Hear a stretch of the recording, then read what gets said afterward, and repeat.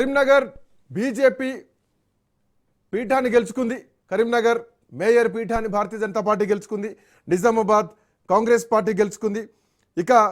ఇంకా మేయర్ ఎన్నికల్లో కొన్ని ట్విస్టులు కూడా కనిపించినాయని చెప్పాలి.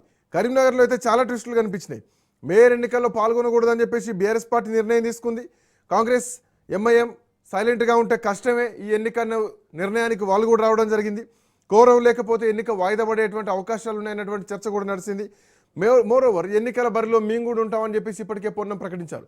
బట్ ఏదేమైనా కానీ కరీంనగర్లో కాషాయ జెండా ఎగిరింది. కరీంనగర్ మేయర్ పీఠాన్ని బీజేపీ కైవసం చేసుకుంది. కరీంనగర్ మేయర్గా కొలగాని శ్రీనివాస్ ఎన్నికయ్యారు. డిప్యూటీ మేయర్గా సునీల్ రావు ఎన్నికయ్యారు.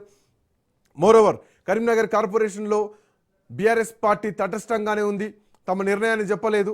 సో ఎన్నికల్లో ఎవరికి మద్దతు ఇవ్వకుండా బీఆర్ఎస్ పార్టీ తటస్థంగా ఉన్నది మాత్రం కనిపిస్తోంది.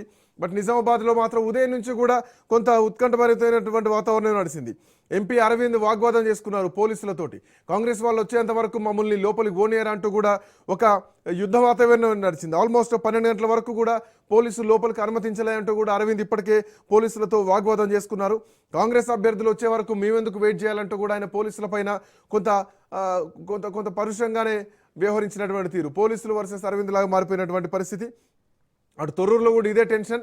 కడియం కావ్య తను ఈ మున్సిపాలిటీ కాదు, వరంగల్ మున్సిపాలిటీ, వర్ధనపేట మున్సిపాలిటీ, అక్కడ ఆమె ఓటు హక్కు వినియోగించుకోవాలి. గతంలో అక్కడ ఓటేసింది, ఈసారి ఇక్కడికి వచ్చారు, ఈ ఓటు చెల్లదు, మేము ఖచ్చితంగా దీనిపైన కోర్టుకు వెళ్తామంటూ కూడా బీఆర్ఎస్ పార్టీ నాయకులు అంటున్నారు, ఎర్రబెల్లి దయాకర్ అంటున్నారు. సో ఇది కూడా ఉత్కంఠగానే మారింది. సో మొత్తానికి అక్కడ కాంగ్రెస్ పార్టీ చైర్మన్ పీఠాన్ని కైవసం చేసుకుంది. So right Rajireddy.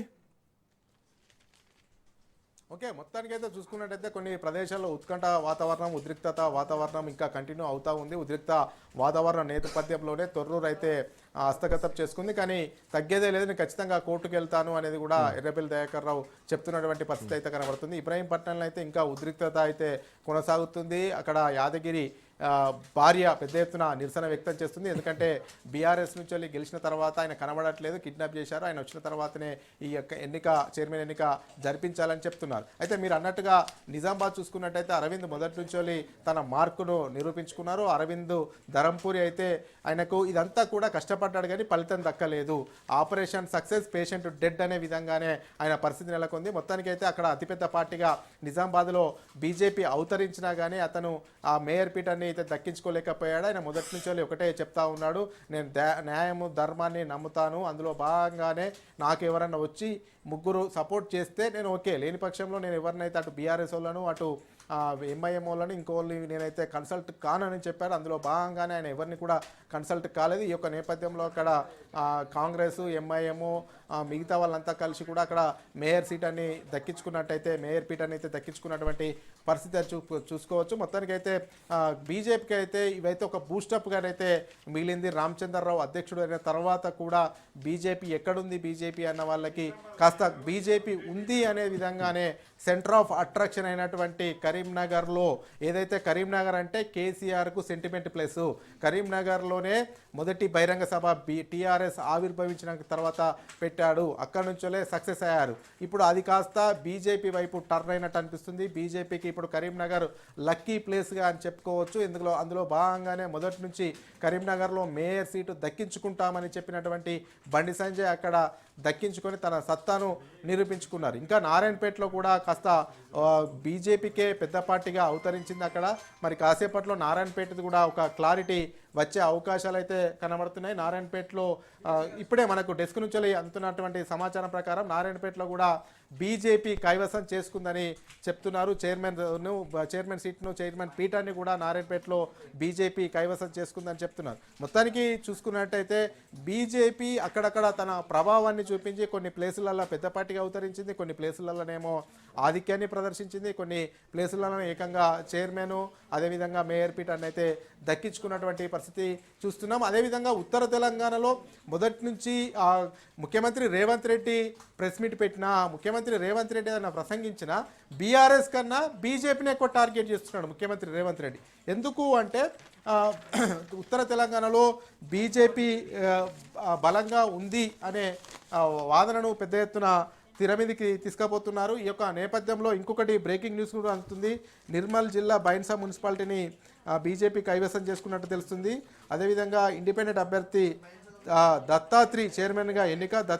దత్తాత్రికి మద్దతు పలికిన బీజేపీ. మున్సిపల్ కౌన్సిలర్గా బీజేపీ రెబల్ అభ్యర్థిగా గెలిచిన దత్తాత్రి, అంటే ఈయనకు టికెట్ ఇవ్వకపోతే ఇండిపెండెంట్గా వేసిండు దత్తాత్రి అనే వ్యక్తి.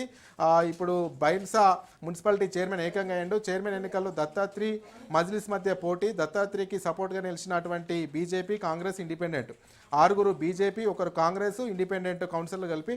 అయితే ఎక్కడైతే మనం హైదరాబాద్ దాటి మిగతా ప్రాంతాల్లో కూడా ఎంఐఎం సత్తా చాటుతాము చూపుతామని చెప్పినటువంటి అసదుద్దీన్ అక్బరుద్దీన్ ఓవైసీ బ్రదర్కి ఒక రకంగా షాకే అని చెప్పుకోవచ్చు శ్రీకాంత్. ఎందుకంటే మజ్లీస్ ఇక్కడ నుంచి బైన్సా నుంచి జెండా ఎగరవేస్తుంది అని అందరూ అనుకున్నారు, కానీ దానికి షాక్ ఇచ్చారు. అందులో షాక్ ఇచ్చినటువంటి భాగంలో దత్తాత్రి అనే వ్యక్తికి బీజేపీ టికెట్ ఇవ్వలేదు. ఆయన రెబల్గా ఇండిపెండెంట్గా పోటీ చేశారు. మళ్ళీ బీజేపీ సపోర్ట్తోనే ఆయన చైర్మన్ గిరిని దక్కించుకున్నారు. మొత్తానికి ఇది కూడా ఇప్పుడే అందుతున్న సమాచారం ప్రకారం నిర్మల్ జిల్లా బైన్సా మున్సిపాలిటీని కూడా మొత్తానికి బీజేపీ కైవసం చేసుకుందని చెప్పుకోవచ్చు. ఓవరాల్గా 3 పార్టీలు ప్రధానంగా పోటాపోటీ, ఎక్కడైతే తమ బలము, ఆధిపత్యము, ఎక్కడైతే కౌన్సిలర్లు, ఎక్కడైతే కార్పొరేటర్లు బలంగా గెలిచారో అక్కడ అంగొచ్చిందో అక్కడ ఎవరి ప్రాబల్యాన్ని వాళ్ళు చాటుకునేందుకు ప్రయత్నం చేశారు. కానీ ఈ ప్రాబల్యంలో అధికార పార్టీయే పైచేయి సాధించిందని చెప్పుకోవచ్చు.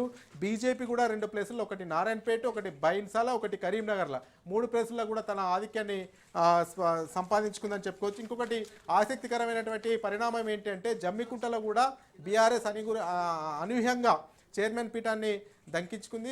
అందులో భాగంగా 3 ఇండిపెండెంట్ క్యాండిడేట్లు కూడా జమ్మికుంటలో కూడా బీఆర్ఎస్కే సపోర్ట్ ఇచ్చినట్టు తెలుస్తుంది. మొత్తానికి చూసుకున్నట్టయితే తొర్రూరులో ఈరోజైతే ఉద్రిక్త పరిస్థితి నెలకొంది. ఇబ్రహీంపట్నంలో స్టిల్ కంటిన్యూ అవుతుంది. ఇంకా కొన్ని ప్లేసులలో ఉద్రిక్త పరిస్థితులు ఉన్నాయి. మరి కాసేపట్లో ఎవరికెన్ని చైర్మన్ పీఠాలు దక్కవచ్చు, ఎవరికెన్ని మేయర్ స్థానాలు రావచ్చు, అదేవిధంగా ఎన్ని చైర్మన్ పదవిలు వాయిదా పడవచ్చు, చైర్మన్ ఎంపిక వాయిదా పడే అవకాశాలు ఎక్కడెక్కడ ఉన్నాయో మరి కాసేపట్లో క్లిస్టర్ అండ్ క్లియర్ పిక్చర్ వచ్చే అవకాశాలు అయితే కనబడతా ఉన్నాయి Srikanth. Rajareddy, come back to you. మీ దగ్గర